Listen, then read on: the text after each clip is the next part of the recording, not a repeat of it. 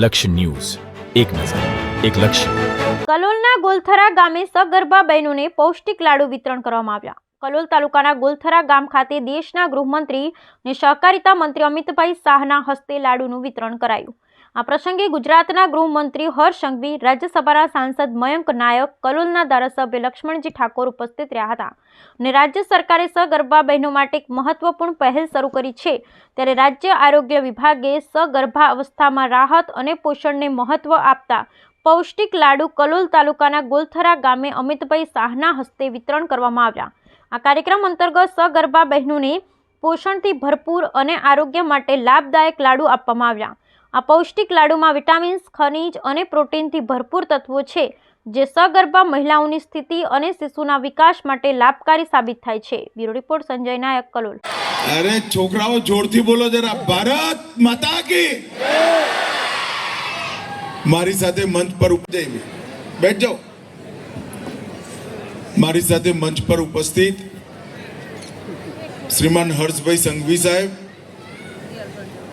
આપણા ધારાસભ્ય શ્રી, કલોલ મતક્ષેત્રના ગામના સરપંચ શ્રી, જિલ્લાના પદાધિકારીઓ અને ગોલથરાના સૌ ભાઈઓ બહેનોને મારા રામ રામ નમસ્કાર. મેં આ વખતે નક્કી કર્યું છે કે માર્ચ મહિના પહેલા જે ગામે 80%થી વધારે વોટ કમળના નિશાન પર મોદી સાહેબને આપ્યા હોય એ ગામમાં જઈને બધા જોડે વાતચીત કરવાની. અને આપણું ગોલથરા પણ 80%થી વધારે મતવાળું છે. તો પહેલા તો ગોલથરા વાળાનો ખૂબ ખૂબ ધન્યવાદ. તમે ભારતીય જનતા પાર્ટી પર વિશ્વાસ મૂક્યો, મોદી સાહેબ પર વિશ્વાસ મૂક્યો અને મને સંસદ સભ્ય તરીકે ચૂંટીને દેશની સંસદમાં આપણા વિસ્તારની રજૂઆત કરવા માટે મોકલ્યો. ભાઈઓ બહેનો, અહીંયા 2 નાનકડા કાર્યક્રમો રાખ્યા છે. એક તો રાજ્ય સરકારની બધી યોજનાઓના સ્ટોર લગાયા છે. એની અંદર આરોગ્ય ચકાસણી, આપણું આયુષ્યમાન ભારતનું કાર્ડ, આભા કાર્ડ આપવાની વ્યવસ્થા છે.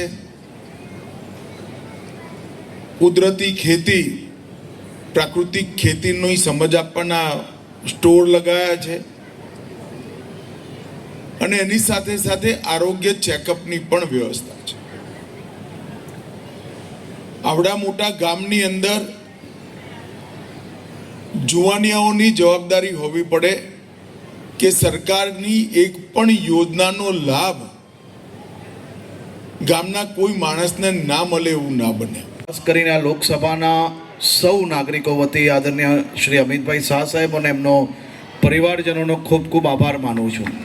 આ વિસ્તારમાં જે પ્રકારે વિકાસના કામો માટે સાહેબ પોતે જ નિરીક્ષણ કરતા હોય છે અને નિરીક્ષણ પછી એ કામગીરી રેગ્યુલર કયા સ્ટેજ સુધી પહોંચી તેની તપાસણી બી પોતે કરતા હોય છે.